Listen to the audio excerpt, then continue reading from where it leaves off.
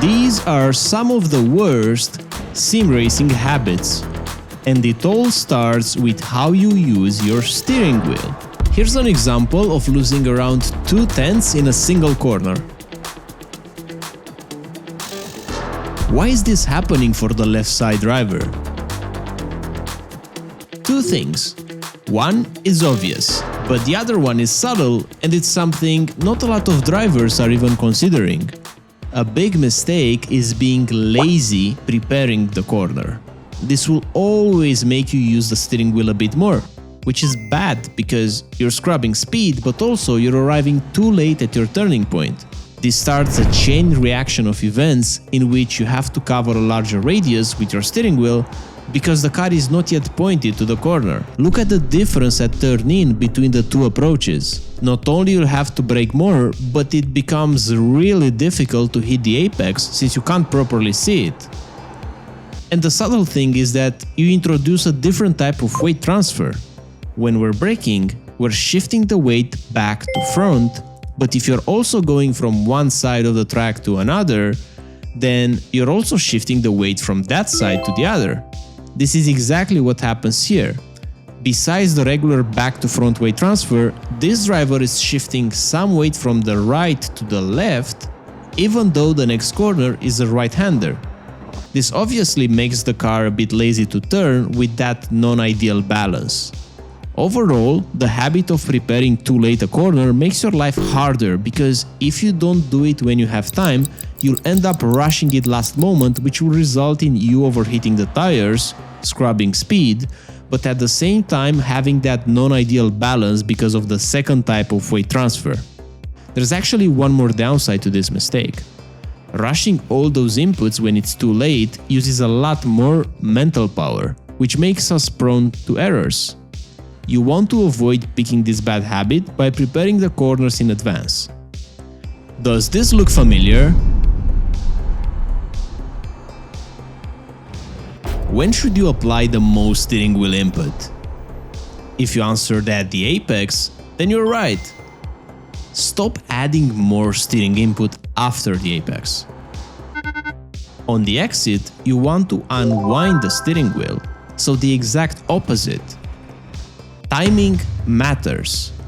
You have to time your biggest steering input with the apex and to avoid maintaining or increasing it afterwards. You know what's worth avoiding as well?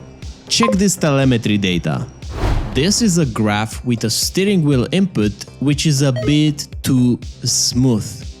What I mean by smooth is that the line either goes up or down at a time. Here's a different one from a quicker driver. Whenever the line goes up and down, this indicates a counter-steer moment. The driver steers the car into one side, he's turning towards it with the steering wheel, but at some moment he starts turning to the other direction. It's literally turning left to go right.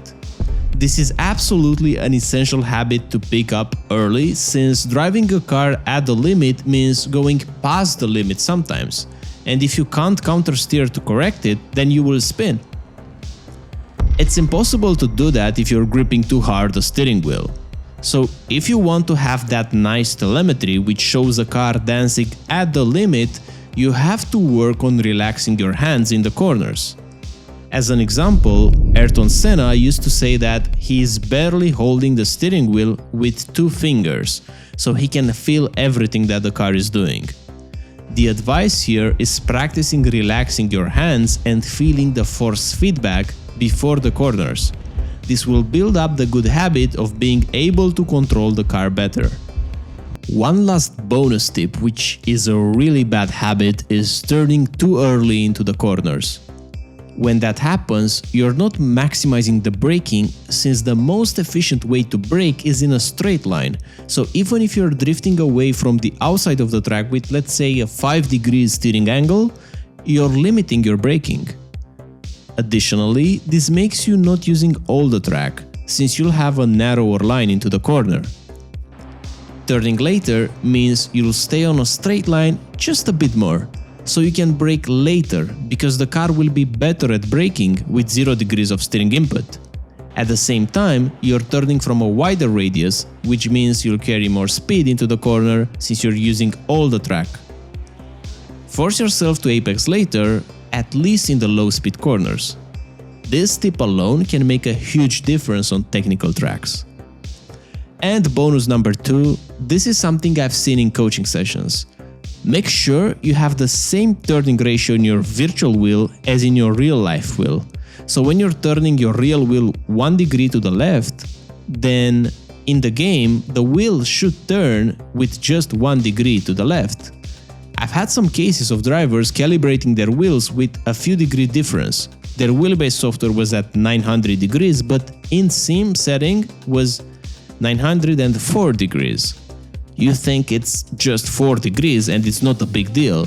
Firstly, this is completely false. It is a big deal, but even if it wasn't, why not have it perfect?